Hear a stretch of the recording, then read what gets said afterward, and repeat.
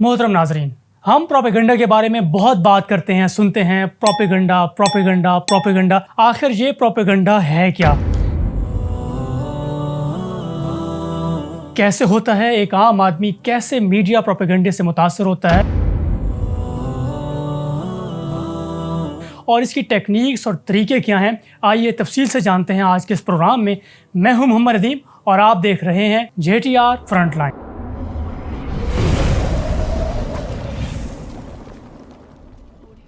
अभी साल 2024 आपको यूके के फसादात याद होंगे जिसकी वजह एक फेक न्यूज़ बनी। The country is bracing itself for more scenes like this.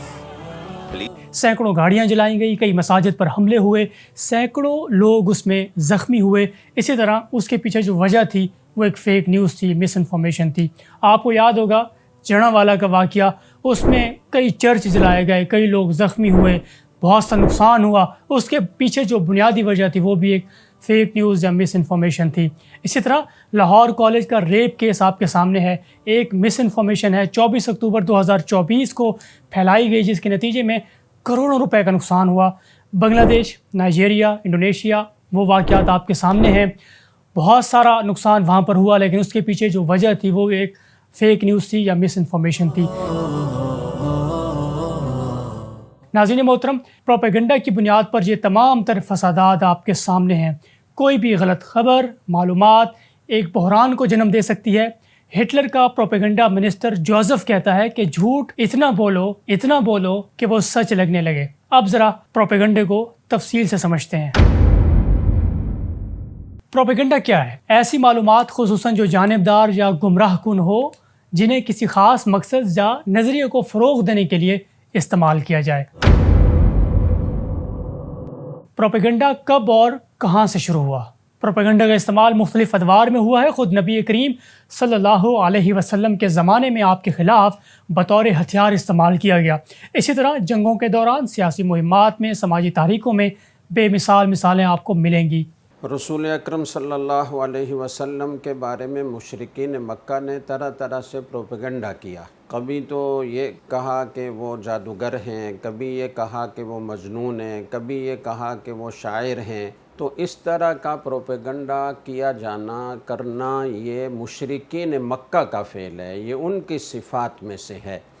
और फिर झूठ की इतनी मज़म्मत कुरान व हदीस में बयान की गई है जिसकी कोई हद नहीं है। मुनाफिकीन ने हज़रत आयशा रज़ियल्लाहु तआला अन्हा पर तुहमत लगाई जो शदीद किस्म का प्रोपेगेंडा था। इस वाक़ये ने मदीना के मुआशरती तवाज़ुन को हिला कर रख दिया। लेकिन अल्लाह ताला ने कुरान करीम में उनके हक़ में सूरह नूर की आयत 11 तक 26 नाजिल की और उनकी पाक दामनी का ऐलान किया। जदीद प्रोपेगेंडा की बुनियाद। जोसेफ, जो कि हिटलर का वज़ीर इत्तलात था, प्रोपेगेंडा मिनिस्टर भी था, उसने प्रोपेगेंडा को बाकायदा एक साइंस बनाया और उसका मशहूर कॉल था repeat a lie often enough and it becomes the truth, यानी झूठ इतना बोलो कि वो सच लगने लगे। जोसेफ ने रेडियो, अखबार, पोस्टर्स, फिल्मों को एक ही बयानी में ढाला जो यहूदियों के ख़िलाफ़ नफ़रत और जर्मन बर्तरी के ख़यालात पर मुश्तमिल था। Number 2, cold war. मगरब और सोवियत यूनियन की मीडिया जंग आपके सामने है।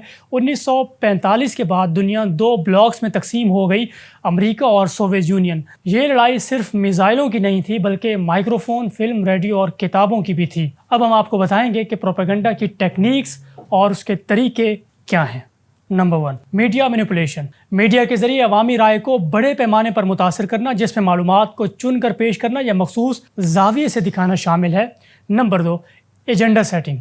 मीडिया के ज़रिए ये तय करना कि कौन से मौज़ूआत अहम हैं और उन पर तवज्जो मरकूज़ की जा सकती है, उससे अवामी तरजीहात पर बहुत ज़ोरदार असर पड़ता है। फ्रेमिंग, किसी खबर या वाक़ये को एक ख़ास ज़ाविये से पेश करना ताकि नाज़रीन की तफ़हीम और रद्द-ए-अमल को मुतासर किया जा सके। प्राइमिंग, मीडिया के ज़रिए मखसूस मौज़ूआत या ख़यालात को बार बार पेश करना ताकि नाज़रीन के जहन में वो मौज़ूआत अहमियत इख्तियार कर लें। फ़ेक न्यूज़, झूठी खबरें, इसमें फिर शामिल है मिस इन्फॉर्मेशन और डिस इन्फॉर्मेशन। थोड़ा सा फ़र्क समझते हैं। मिस इन्फॉर्मेशन गलत या गैर दुरुस्त मालूमात जो गैर इरादी तौर पर फैलाई जाती हैं। मसलन किसी खबर का गलत हवाला देना बग़ैर किसी बदनीयती कि आपकी नीयत ठीक होती है लेकिन गलत जो खबर होती है उसका हवाला गलत होता है। डिस इन्फॉर्मेशन, جان بوجھ کر غلط معلومات پھیلانا تاکہ لوگوں کو گمراہ کیا جا سکے، یہ اکثر سیاسی یا سماجی مقاصد کے لیے استعمال ہوتی ہے۔ ڈیپ فیک ایسی ڈیجیٹل ویڈیو، آڈیو یا تصویر جو مصنوعی ذہانت یعنی آرٹیفیشل انٹیلیجنس کی مدد سے بنائی جاتی ہے، ویڈیو یا آڈیو جن میں کسی خاص انسان کی شکل یا آواز کو جعلی طور پر پیش کیا جاتا ہے۔ اب اس کے خطرات کیا ہیں وہ جانتے ہیں۔ ڈیپ فیک ٹیکنالوجی کے ذریعے غلط معلومات پھیلائی جا سکتی ہیں، جیسے کہ جعلی بیانات، جعلی ویڈیوز جو کسی شخص کی ساکھ کو نقصان پہنچا سکتی ہیں۔ یہ ٹیکنالوجی سیاسی، سماجی اور ذاتی سطح پر خطرناک حد تک ثابت ہو سکتی ہے اور ہو بھی رہی ہے۔ آج کے دور میں پروپیگنڈا کیسے ہوتا ہے؟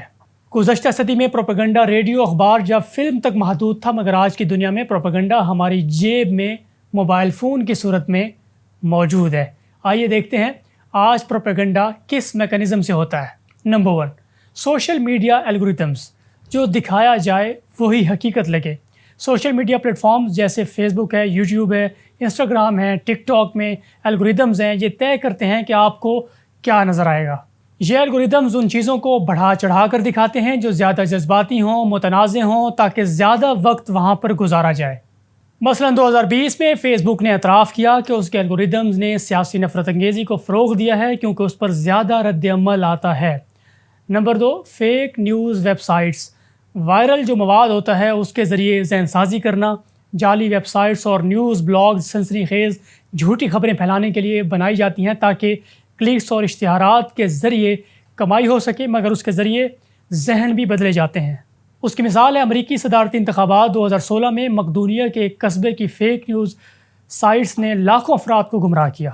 بوٹس اور ٹرول فارمز منظم مہمات جیسے خودکار یا تربیت یافتہ اکاؤنٹس ہوتے ہیں جو کسی خاص بیانیے کو ٹرینڈ بنانے، دوسروں کو خاموش کرنے یا غلط معلومات پھیلانے کا کام کرتے ہیں۔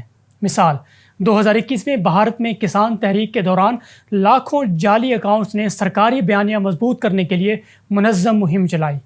نمبر 4، ٹی وی اور اخبارات میں فریمنگ اور الفاظ سے زاویہ بدلنا۔ کیسے ہوتا ہے؟ خبریں اکثر حقائق کے ساتھ آتی ہیں لیکن لفظوں کا چناؤ خبر کا زاویہ بدل دیتا ہے۔ مثلا مظاہرین نے پتھراؤ کیا ورسز پولیس پر حملہ کیا گیا۔ اب یہ ایک ہی خبر ہے لیکن 2 اینگل سے پیش کی گئی ہے، 2 زاویوں سے پیش کی گئی ہے۔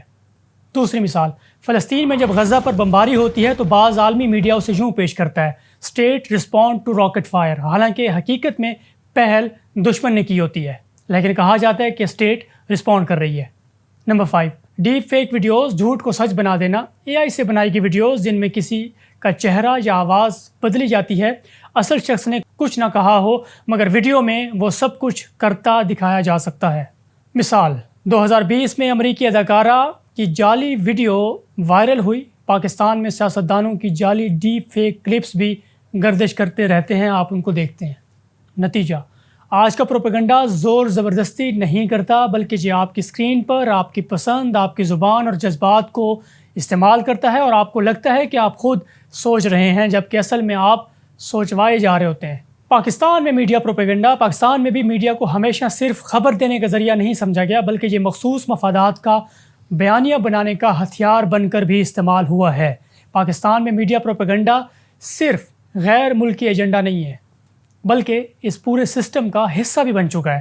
کبھی حب الوطنی کے نام پر، کبھی مذہب کے نام پر، کبھی جمہوریت کے نام پر عوام کو بتایا نہیں جاتا، دکھایا جاتا ہے اور دہرایا جاتا ہے، یہاں تک کہ وہ یقین کرنے لگتے ہیں۔ عام ناظرین کو، میرے جیسے اور آپ جیسے بہت سارے لوگوں کو کیسے مینیپولیٹ کیا جاتا ہے؟ تو پروپیگنڈا یا میڈیا مینیپولیشن ہمیشہ کسی بڑی اسکرین یا سازشی پلان سے شروع نہیں ہوتا، یہ اکثر آپ کے موبائل، ٹی وی یا واٹس ایپ سے شروع ہوتا ہے اور آپ کی سوچ کو بدل دیتا ہے بغیر آپ کو پتہ چلے۔ آئیے دیکھتے ہیں کہ عام انسان کو کیسے کنٹرول کیا جاتا ہے۔ سب سے پہلے جذباتی اپیل ہوتی ہے۔ یہ سب سے عام ٹیکنیک ہے، انسان کی ہمدردی، غصہ، مذہب یا حب الوطنی کو استعمال کر کے سوچنے کا دروازہ بالکل بند کر دیا جاتا ہے۔ میں آپ کو مثال سے سمجھاتا ہوں۔ اگر آپ مسلمان ہیں تو اس ویڈیو کو شیئر کریں۔ جنگ زدہ بچوں کی تصاویر کے ساتھ جھوٹا پس منظر کہ یہ کشمیر میں ہوا ہے، یہ فلاں جگہ پر ہوا ہے، حالانکہ وہ کشمیر میں نہیں ہوا ہوتا بلکہ وہ فلسطین کی یا شام کی تصویر ہوتی ہے۔ ادھورا سچ۔ پروپیگنڈا ہمیشہ مکمل جھوٹ نہیں ہوتا، یہ اکثر سچ کی ایک شکل ہوتا ہے لیکن مکمل سچ نہیں ہوتا۔ اس کی مثال یہ ہے کہ بریکنگ نیوز چلتی ہے کہ XYZ نے جو ہے وہ ریزائن کر دیا ہے، حالانکہ حقیقت میں XYZ نے ایک عہدہ چھوڑا ہوتا ہے لیکن دوسرے پر اس کا کام جاری ہوتا ہے۔ یہ صرف کلک بیٹ ایک قسم کی ہے۔ چہرے یا آواز کی جعل سازی بھی ایک ہتھیار ہے، اس کو ڈیپ فیک کہتے ہیں یا وائس کلوننگ کہتے ہیں۔ اب صرف یہ تصویر نہیں ہے، چہرہ، آواز اور جذبات سب جعلی بنائے جا سکتے ہیں۔ یہ ٹیکنیک سیاست، مذہب یا مشہور شخصیات کے خلاف زبردستی سے استعمال ہو رہی ہے۔ اس کی ایک مثال ہے کہ ایک مشہور سیاسی رہنما کی جعلی ویڈیو جس میں وہ متنازع بیان دے رہے ہوتے ہیں، لوگ اس کو یقین کر لیتے ہیں، اس کو شیئر کرنا شروع کر دیتے ہیں۔ اسی طرح معروف شخصیت یا علامت کا استعمال وہ یوں ہوتا ہے کہ پروپیگنڈا میں اکثر مشہور شخصیات یعنی دینی علماء ہیں، ڈاکٹرز ہیں، اسکالرز ہیں یا سیاستدان ہیں یا دوسرے لوگ ہیں، ان کے القابات کا غلط استعمال کیا جاتا ہے تاکہ بات سچی لگنے لگے۔ مثلا ڈاکٹر ذاکر نائک نے کہا کہ حالانکہ ڈاکٹر ذاکر نائک کا اس بیان سے کوئی تعلق نہیں ہوتا۔ واٹس ایپ کے اوپر وائرل ایک جعلی حدیث چلتی ہے کہ نبی کریم صلی اللہ علیہ وسلم نے فرمایا کہ فلاں ملک کو سپورٹ کرنے والا جہنمی ہے۔ اب یہ ایک ایسی بات ہے کہ یعنی اس کی کوئی حدیث ہے ہی نہیں، یعنی فلاں ملک کو سپورٹ کرنے والا جہنمی ہے۔ اب مختصر اس کا سبق یہ ہے کہ پروپیگنڈا کبھی آپ کو زبردستی قائل نہیں کرتا، بلکہ یہ آپ کو یقین دلاتا ہے کہ آپ خود سوچ رہے ہیں حالانکہ آپ خود نہیں سوچ رہے ہوتے۔ سوشل میڈیا پلیٹ فارم کا کردار۔ پلیٹ فارمز کہتے ہیں کہ ہم نیوٹرل ہیں، مگر حقیقت یہ ہے کہ الگوریدم صرف وہ دکھاتے ہیں جو وائرل ہو جائے، وہ سچ ہو یا وہ جھوٹ ہو۔ یہ الگوریدمز نفرت، غصے اور جھوٹ پر مبنی مواد کو زیادہ پھیلاتے ہیں کیونکہ ان کے تھرو انگیجمنٹ زیادہ ہوتی ہے۔ جذباتی تھمبنیلز، مس لیڈنگ تھمبنیلز زیادہ سجیسٹ ہوتے ہیں۔ آج کے اس ڈیجیٹل دور میں صرف دیکھنا کافی نہیں ہے، اب ہمیں سمجھنا، پرکھنا اور پہچاننا بھی آنا چاہیے۔ یہ وہ وقت ہے جب ہر شخص ایک چھوٹا سا میڈیا ہاؤس ہے۔ سوال مگر یہ ہے کہ جو ہم سن رہے ہیں، جو ہم دیکھ رہے ہیں، وہ سچ ہے یا صرف ایک خوبصورت جھوٹ ہے؟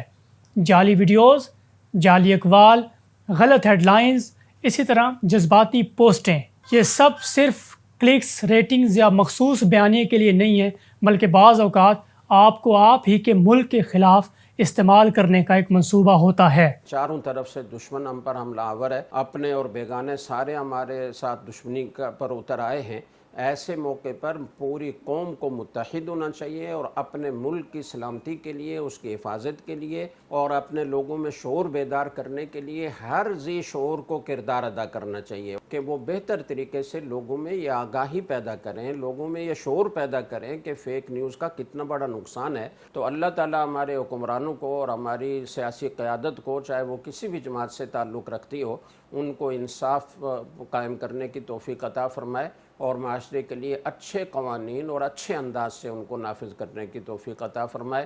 تو آئیے ہم اور آپ مل کر ایک قدم بڑھائیں، میڈیا لٹریسی کو فروغ دیں، ہر خبر کو جانچیں، پرکھیں، پھر سوچ سمجھ کر آگے بڑھائیں، اپنے بچوں، طلباء، نوجوانوں کو فیک نیوز کی پہچان سکھائیں اور سب سے بڑھ کر اصل اور فیک میں پہچان پیدا کریں تاکہ آپ کے جذبات، آپ کا یقین، آپ کی آواز کسی کے ایجنڈے کا ہتھیار نہ بنے۔ آج کے لیے اتنا ہی، انشاءاللہ ملتے ہیں اگلے پروگرام میں۔ آپ کو یہ ہمارا پروگرام اچھا لگا تو ضرور اپنی رائے کا اظہار کیجیے گا، اور کچھ موضوعات اگر آپ کے ذہن میں ہیں تو پلیز وہ بھی کمنٹ بار میں لکھیے گا۔